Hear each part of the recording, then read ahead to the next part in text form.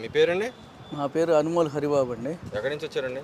తెనాలి నియోజకవర్గం, తెనాలి సుల్తానాబాద్ శివం ఎన్క్లేవ్ అండి.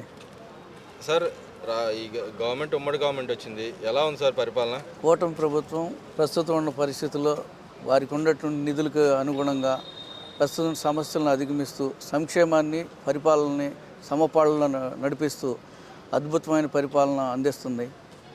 కానీ వైసీపీ నాయకులు కానీ వైసీపీలో ఉన్న వాళ్ళకి కానీ సంక్షేమ పథకాలు ఏం అందియట్లేదని చెప్పి పదే పదే ఎందుకు చెప్తున్నారు? వారికి సంక్షేమ పథకాలు అంటే వారికి అందట్లేదు కదండి. వాళ్ళకి రూపాయికి 10 రూపాయలు సంపాదించుకునే అవకాశం పోయింది కాబట్టి దుష్ప్రచారం మొదలుపెట్టి పార్టీను కేడర్ని దెబ్బతీయటానికి ఒక చదువురాని కొంతమంది మన నిరక్షరాస్యుల్ని మభ్యపెట్టడం కోసం పల్లెల్లోనూ వీటిట్లోనూ ఆ పేపర్ను పెట్టుకుని విస్తృతమైన ప్రచారం చేసి పార్టీని కూటమి ప్రభుత్వాన్ని అవహేళనగా చేయటం కోసం వాళ్ళు చేస్తున్న చర్యలు తప్ప ఇంకోటి కాదని తెలియజేస్తున్నాను. కానీ ఇక్కడ చంద్రబాబు నాయుడు గారు కానీ ఏ గవర్నమెంట్ వచ్చినా అప్పులు ఉన్నప్పుడు అప్పులు తీస్తూ ఉంటారు, కొత్త అప్పులు చేస్తూ ఉంటారు, దాని సంక్షేమానికి కానీ విడిగా అవసరాలకు వాడుతూ ఉంటారు. ఈ గవర్నమెంట్ వచ్చిన తర్వాత అసలు అప్పుల కోసమే వెళ్తున్నారు తప్పితే సంక్షేమం ఇవ్వట్లేదు, అభివృద్ధి ఇప్పుడు పదే పదే ఎందుకు చెబుతున్నారు? ఒకటండి, పెళ్ళి అయిన తర్వాత కార్యక్రమాలు నవమాసాలు మోసిన తర్వాత పిల్లలు వస్తారండి. ఇప్పుడు ఈ పరిపాలన కూటమి ప్రభుత్వం వచ్చేసి నవమాసాలు కూడా ఇంకా వచ్చే నెల నిండిన ఎట్లా అవుతుంది.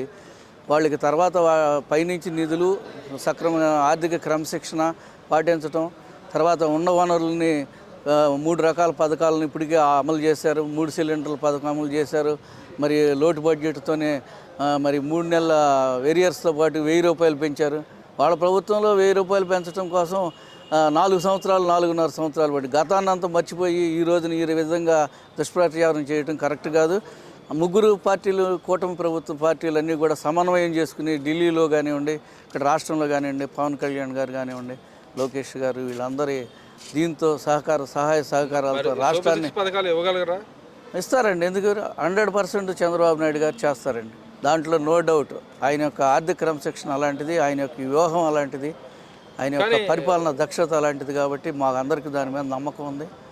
దాన్ని మేము దావోస్ వెళ్ళొచ్చిన తర్వాత దావోస్ అంటే ఒక పెట్టుబడులే కాదండి, అసలు ప్రపంచం ఏ విధంగా ఏ సైడ్ వెళ్తుంది, వైజ్ఞానికంగా ఏ పక్కకి వెళ్తుంది, దాన్ని ఎటు కొనసాగుతుంది. మొన్నటి వరకు 2020కి ముందు 1994 ఆ ప్రాంతంలో ఎలక్ట్రానిక్ రంగం, అంతకుముందు తర్వాత వచ్చేసి కంప్యూటర్ రంగం, ఇప్పుడు ఏఐ కానివ్వండి, తర్వాత గ్రీన్ ఎనర్జీ విషయంలో కానివ్వండి, ఇట్లాంటివి ప్రపంచం ఏ విధంగా వెళ్తుంది, ఎటు పోతుంది, మనం దేన్ని అందిపుచ్చుకోవాలనే ఆలోచన కోసం అక్కడ సమావేశాలు జరుగుతాయి తప్పితే ఎంఓయూలు అనేది ముఖ్యం కాదండి. ఎంఓయూలు ఇక్కడికి వచ్చిన తర్వాత మన కేంద్ర ప్రభుత్వం, రాష్ట్ర ప్రభుత్వం అన్నీ కూడా ఉమ్మడిగా మాట్లాడుకుని ఏ ప్రాజెక్టులను తెచ్చుకోవాలి, ఎవరి వలన మనకి నిరుద్యోగ సమస్య ఉద్యోగాలు వస్తాయి, అవన్నీ చర్చించుకుని ఎంఓయూలు కుదుర్చుకుంటారండి. అక్కడికక్కడే ఎంఓయూలు కుదుర్చుకోవటం ఉండదండి. కానీ ఏదైతే గతంలో వైఎస్ జగన్మోహన్ రెడ్డి దావోస్ పోయారు, వాళ్ళ మినిస్టర్ వెళ్ళమంటే అన్న నాకు అక్కడ చలి నీళ్ళకి స్నానం చేయలేదు. వాళ్ళ గురించి ఎందుకు విమర్శలు చేస్తున్నారు? ఒకటి శాతగాని వాళ్ళు ఎన్నైనా చెబుతారండి. అది వాళ్ళు అసలు అప్రస్తుతం. వాళ్ళ గురించి మనం మాట్లాడుకోవడం అనవసరం అండి. అది కరెక్ట్ కాదు. అసలు వాళ్ళ పేరు కూడా మనం ఉచ్చరించడానికి ఈ సమయంలో అనవసరం అండి. సరే, మనం పక్క రాష్ట్రంలో ఉన్న మంత్రులు వెళ్ళారు, సీఎం వెళ్ళాడు, అలా విద్యాశాఖ మంత్రి, ఐటీ మినిస్టర్ గారు కూడా వెళ్ళారు. అటు ఆ పక్క రాష్ట్రం ఈ పక్క రాష్ట్రాన్ని చూసుకున్న చంద్రబాబు నాయుడు రెండింటికి సమానంగా ప్రాముఖ్యత ఇస్తానే పోయారు అక్కడ జరిగిన సమావేశాల్లో. కానీ శ్రీధరబాబు గారు నిన్న కొన్ని వ్యాఖ్యలు చేశారు. దాంట్లో ఏంటంటే, మా రాష్ట్రం అభివృద్ధి కోసం చంద్రబాబు నాయుడు ఇంకా పోరాడుతూనే ఉన్నారు, మాకు సహకరిస్తున్నారు. అటుపక్క వాళ్ళ రాష్ట్రంలో ఎంఓయూలు చేసుకోవడానికి వాళ్ళు ముందుగానే ఉన్నా సరే వాళ్ళ రాష్ట్రం వెళ్ళిన తర్వాత చేసుకుంటామని చెప్పి వాళ్ళు చెప్పారు నాతో అని చెప్పారు. ఒకటండి, చంద్రబాబు నాయుడు గారి ఆలోచన ఫస్ట్ నుంచి కూడా తెలుగువారు ప్రపంచంలో ఎక్కడ ఉన్నా అందరూ బాగుండాలి. అందులో ఇప్పుడు ఉమ్మడి రాష్ట్రంలో పరిపాలన చేసి వచ్చాడు కాబట్టి మనకు అక్కడ కూడా డెవలప్మెంట్ ఆయన చేసి వచ్చిన దాన్ని కొనసాగిస్తున్నారు కాబట్టి ఏదైనా అవకాశం ఉంటే అటు వస్తాయి, ఇటు ఈ కొత్త రాష్ట్రంలో కూడా రావడానికి అవకాశం ఉంది. గత 5 సంవత్సరాల నుంచి పార్టీ పరంగానే ఉండి మరి ప్రభుత్వ పరంగా ప్రజలు కూడా చాలా ఇబ్బందులు పడి ఉన్నారు. వీటన్నిటిని దృష్టిలో పెట్టుకుని ఆయన యొక్క చంద్రబాబు నాయుడు గారి ముఖ్య ఉద్దేశం ఏంటంటే ప్రపంచంలో ఇండియన్స్ ముందుండాలి, అందులో ఆంధ్రులు ముందుండాలి అనేది కోరుతారు తప్పితే మన పక్క రాష్ట్రంలో కూడా మన వాళ్ళు 35% బెంగళూరు చూసుకోండి, లేకపోతే తెలంగాణలో చూసుకోండి, మనందరం డెవలప్ చేసిందే కదా ఇవన్నీ. మరి ఇటు బళ్ళారి కానివ్వండి, అటు పక్క రాయచూరు కానివ్వండి, అందరూ ఇటు ఆంధ్ర రాష్ట్రం నుంచి వెళ్ళి అక్కడి నుంచి పెరిగిన వాళ్ళు. మన ఐటీ ఎంప్లాయీస్ అందరూ బెంగళూరు వెళ్ళి అక్కడ డెవలప్ చేసిన వాళ్ళే కదండి. అందుకని చంద్రబాబు నాయుడు గారిని ఆ విషయంలో మనం అనటానికి అసలు ఏ విధమైన అవకాశం లేదండి. కానీ ఇక్కడ ఆయన అన్నమాట ఏంటంటే, మన రాష్ట్రానికి సంబంధించిన దాంట్లో కూడా వీళ్ళు వచ్చి ఇక్కడ చేసిపోయారు, అభివృద్ధి కోసం వాళ్ళు పాకులాడుతున్నారని చెప్పితే ఇక్కడ ఉన్న వాళ్ళకి వైసీపీ నాయకులకు అసలు ఎందుకు కనపడతలేదు అంటారు. అసలు వాళ్ళ గురించి అనవసరం అండి. ఇప్పుడు మన పరిపాలన మనం ఎంతవరకు మనం నిధులు తీసుకొచ్చుకోగలము, మన రాష్ట్రాన్ని ఎంతవరకు డెవలప్ చేయగలము, ఇది ఎక్కడ మేము నా స్థాయిలో మాట్లాడేది కాదు. చాలామంది అనలిస్టులు ఉన్నారు, అప్పసాని రాజేష్ గారు ఉన్నారు, తర్వాత మన కొమ్మారెడ్డి ఈయన ఉన్నారు. వాళ్ళందరూ కూడా అనలిస్టులు అందరూ కూడా ఈ విషయాల మీద రోజు డిబేట్లు పెట్టి మాట్లాడుతున్నారు. వాళ్ళందరూ కూడా మనం ప్రజల యొక్క విధానాలు తెలుస్తాయి కాబట్టి. సరే, ఏదైతే విజయసాయిరెడ్డి గారు ఆయన ఎపిసోడ్లో మీ చంద్రబాబు నాయుడుతో నాకేమీ ఇబ్బంది లేదు అని అంటున్నాడు. రాజకీయ నాయకులు ఆ మాటలు వాళ్ళు ఎప్పుడైతే వాళ్ళ యొక్క స్థాయి తగ్గిపోద్దో అప్పుడు వాళ్ళకన్నా పై స్థాయిలో ఉన్న వ్యక్తులకి ఇలాంటి మాటలే మాట్లాడతారండి. దానికి మించి వాళ్ళ నుంచి మనం ఎక్కువ ఆశించడానికి అవకాశం లేదు. గతంలో మరి అదే విజయసాయిరెడ్డి గారు చంద్రబాబు నాయుడు గారి మీద కానీ పవన్ కళ్యాణ్ మీద అదేనండి సడన్ గా ఆయన మారిపోయారంటారు, కేసుల భయంతో మారాడంటారా?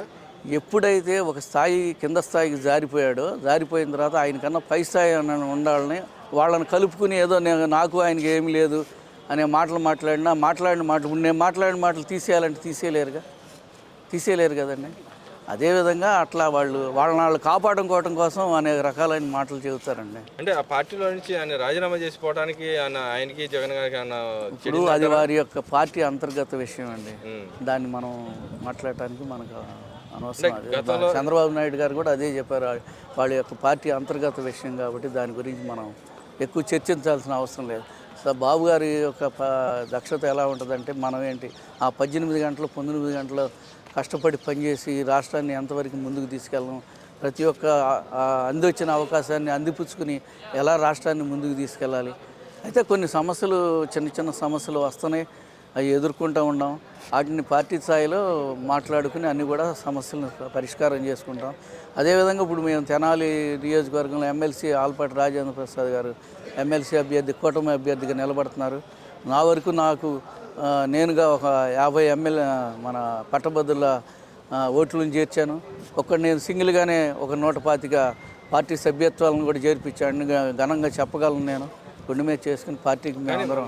కానీ మీరు తాను అంటున్నారు, మీ సంబంధించిన రోడ్డు చాలా కాలం నుంచి పెండింగ్ ఉందండి. ఇప్పుడు మొత్తం ఒకసారి చేయాలన్నా కూడా అవ్వదు కదండి. మాకు ఇప్పుడు తెనాలి నుంచి నందివేలుగు దాటిన వరకు బాగానే చేశారండి, ప్యాచ్ వర్క్ అది చేశారు. అంతకుముందు ఇది ఉంది. చింతలపూడి నుంచి మళ్ళీ మన దుగ్గిరాల మధ్యలో కొంచెం ఒక ప్యాచ్ వర్క్ ఉందండి. ఈ కాంట్రాక్టర్లు కొంతమంది తీసుకుని వాళ్ళకున్న సమస్యలతో వాటిని నెగిలేకపోవటం ఒకటండి. గతంలో 150 కోట్ల దాకా శాంక్షన్ చేసిన జగన్మోహన్ రెడ్డి హెలికాప్టర్లో వచ్చాడు, తిరిగిపోయాడు. అప్పుడు శాంక్షన్ చేశాను. అప్పుడైతే మా ఇంటి పక్కనే దిగారండి. హెలిప్యాడ్ తయారు చేసుకోవడానికి చేశారు తప్పితే ఆ గుంటలో ఏం పోవలేదండి. ఇది ఇటు పక్క కొంచెం ఒక మొత్తం మీద ఒక రేవేంద్రపాడు టు తుమ్మపూడి దగ్గర వరకు ఒక 2 కిలోమీటర్లు, ఒక మన చింతలపూడి నుంచి మన దుగ్గిరాల వరకు తెనాలి టు విజయవాడ మార్గంలో, అక్కడ వచ్చేసేసి అంగలకూతురు దాటిన దగ్గర నుంచి మన గరుగుపాలెం వరకు ఆ ప్యాచ్ వర్క్ మాత్రం కొంచెం చేయాల్సిన అవసరం ఎంతైనా ఉందండి. అదేంటంటే దాని గురించి ప్రజలు కూడా ఏంటంటే, మనం గవర్నమెంట్ వచ్చి ఇన్ని నాళ్ళు అయినా కూడా ఆ గోతుల వరకు పోవలేదనే సమస్య అనేది ఉంది. దాన్ని కూడా 4 లైన్ల విస్తరణలో భాగంగా చేస్తారని అంటున్నారు. అప్పుడు వరకు ఆగకుండా ప్రజల యొక్క మన్నలను పొందాలంటే ఒక 4-5 టిప్పర్ల వరకు వేసి ఆ ప్యాచ్ వర్క్ చేస్తే ఆ మాట కూడా మనకు ఉండదు. అంత బాగుంటుందని నేను ఆశిస్తున్నాను. లోకేష్ గారు ఆయన పాదయాత్ర చేసి యువగాలం పాదయాత్ర చేసి 2 సంవత్సరాలు అయింది.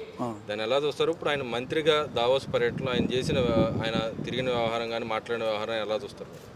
ఇప్పుడు ఎట్లా అంటే అండి, ఒక నుప్పు కణం, ఆయన ఒక నుప్పు కణం. ఆ నుప్పు కణాన్ని మన ఎలా మార్పు జరిగి దాన్ని ఎలా ఉపయోగించాలనేది ఆయన పట్టుదలతో అలాగా పాదయాత్ర చేయటం కానివ్వండి, వాళ్ళ నాన్నగారిని అరెస్ట్ చేసినప్పుడు ఆ భీమవరంలో చూసిన ర్యాష్ కానివ్వండి, తర్వాత ఒక రకమైన అది ఒక అద్భుతం అండి. ఆయన్ని ఎంత హేళన చేసినా సరే అదే పద్ధతిలో ఆయన దాన్ని పట్టుదలతో సాధించడం అనేది కానివ్వండి, ఇప్పుడు దావోస్ నగరంలో ఆయన తిరగటం కానివ్వండి, రోడ్లు మామూలుగా పట్టణానికి అక్కడ దగ్గరలో నడుచుకుంటూ వెళ్ళటం కానివ్వండి. ఆయన ప్రతి నిమిషం పార్టీ కోసం, ప్రజల సంక్షేమం కోసం పాటుపడుతున్నాడు. అదేవిధంగా పార్టీ ప్రతిష్టను కాపాడటం కోసం కూడా ఆయన చాలా కృషి చేస్తున్నాడు. ఆయన చంద్రబాబు నాయుడు గారు ఆయన ప్రమోట్ చేస్తానికి తీసుకెళ్లారంటారా? అది ఒకళ్ళు చెబితే వచ్చేది కాదండి. అది ఇప్పుడు నన్ను గేదెని ఆవుని నీళ్ళ దగ్గర తీసుకెళ్తాను తాపించలేంగా. అది జన్మతః వాళ్ళకు ఉన్నటువంటి జీన్స్లో వచ్చే ఇది తప్పితే వాళ్ళ తాతగారు తండ్రి గారి దగ్గర నుంచి నేర్చుకుని ఇవాళ అది ఒక నిప్పు కణం, ఒక సాధనం అయిపోయి ఆ సాధనాన్ని మనం ఆంధ్ర రాష్ట్ర ప్రజలకి వాళ్ళు ఇచ్చారండి. ఓవరాల్ చెప్పండి, ఇప్పుడు ఏదైతే సూపర్ 6 పథకాలు అమలు పరుస్తారని మీరు భావిస్తున్నారు? పూర్తిగా అమలు పరుస్తారు. ఇప్పటికే 3 పథకాలు కంప్లీట్ అయినాయి. 3 సిలిండర్లది అవుతుంది. తర్వాత పెన్షన్ పథకం ఆయన చెప్పిన దాని ప్రకారం చేశాడు. మిగతా అన్ని పథకాలు కూడా ఆయన 100% ఈ 4 ఏళ్ళు వచ్చేటప్పటికి ఇప్పుడే కదండి అమరావతిలో నిర్మాణ పనులు సాగినాయి. అక్కడ సాగిన కాడి నుంచి జిఎస్టీ రూపంలో కానివ్వండి, తర్వాత కమర్షియల్ ట్యాక్స్, ఇన్కమ్ ట్యాక్స్ రూపంలో కానివ్వండి, అన్ని రకాలుగా మనకి అభివృద్ధిలో భాగస్వామ్యం అయ్యి అక్కడి నుంచి నిధులు వచ్చి మనంతటా మనం కాళ్ళ ద్వారా నిలదొక్కుని మనం సంక్షేమ పథకాలను ఉపయోగించుకోవడానికి అవకాశం కలిగింది. ఇప్పుడు నిండా కలిగిన 9 నెలలు కూడా కంప్లీట్ అవ్వలేదు. ఈ సంవత్సరం లోపల అవన్నీ స్టార్ట్ అయిన తర్వాత బాబు గారు చెప్పేది అదేనండి, ప్రతి అందివచ్చిన అవకాశాన్ని ఉపయోగించుకొని రాష్ట్రాన్ని అత్యున్నత స్థానంలో నిలబెట్టాలని ప్రయత్నానికి ఆయనకి మేము అందరం కూడా కృతజ్ఞతలై ఉంటాం. అయితే కొన్ని సమస్యలు ఉన్నాయి, అవి పర్సనల్గా మేము చెప్పుకోవాల్సిన విషయాలు, వాటి గురించి బాధరవ్వాల్సిన విషయం లేదు. కాబట్టి ప్రభుత్వం అనేది 100% ఇది జరుగుతుంది. నిన్న కాక మొన్న కూడా మన ఈ కార్యకర్తల విషయంలో సీనియర్స్కి ప్రాధాన్యత ఇచ్చి ఎక్కడ కూడా వాళ్ళకి ఇబ్బంది లేకుండా చూడమన్నారు. అదేవిధంగా సభ్యత్వ విషయంలో కానివ్వండి, కార్యకర్తల్ని అసలు చూసుకునే విషయం కానివ్వండి, కార్యకర్తలు మరణించినప్పుడు కానివ్వండి, వాళ్ళ పిల్లలకు కానివ్వండి, ఏ పార్టీలో దేశంలో ఎక్కడా లేనటువంటి సౌకర్యాలు ఎన్టీఆర్ ట్రస్ట్ యూనివర్సిటీ కానివ్వండి, హెల్త్ కానివ్వండి, ఏదైనా కానీ అన్ని కార్యక్రమాలు కూడా వాళ్ళు చాలా శ్రద్ధతో తీసుకుని వాళ్ళది 2018లో వేసిన బుక్ ఉందండి. ఏ ఒక్క పార్టీ కూడా ఫలానా ఓటరు, ఫలానా మా తెలుగుదేశం కార్యకర్త ఇదిగో ఇలాగ ఫలానా రోజు చనిపోయాడు, ఇదిగో వాళ్ళ పిల్లలకి మేము ఇది చేసాం, వాళ్ళకి ఇది వాళ్ళ ఫోన్ నెంబర్లతో సహా ప్రింట్ చేసి ఇచ్చినటువంటి పార్టీ అనేది మాత్రం ఏది ప్రపంచంలో కానీ దేశంలో కానీ ఎక్కడా లేదని నేను ఘంటాపదంగా చెప్పగలను. కానీ ఆ విషయంలో మీరు అంటున్న సభ్యత్వం కోటి పైన చేసి అంటున్నారు, కానీ అదంతా అబద్ధం అని చెప్పి వాళ్ళు అంటున్నారు. కానీ నేనే 125 సభ్యత్వాలు నేను చేశానండి. నేను లిస్ట్ ఉంది, నేను పంపించమంటే పంపిస్తాను, ఎవరికి చెప్పమంటారు చెప్పండి. 50 ఎమ్మెల్సీ పట్టభద్రుల ఓట్లు చేపించాను నేను.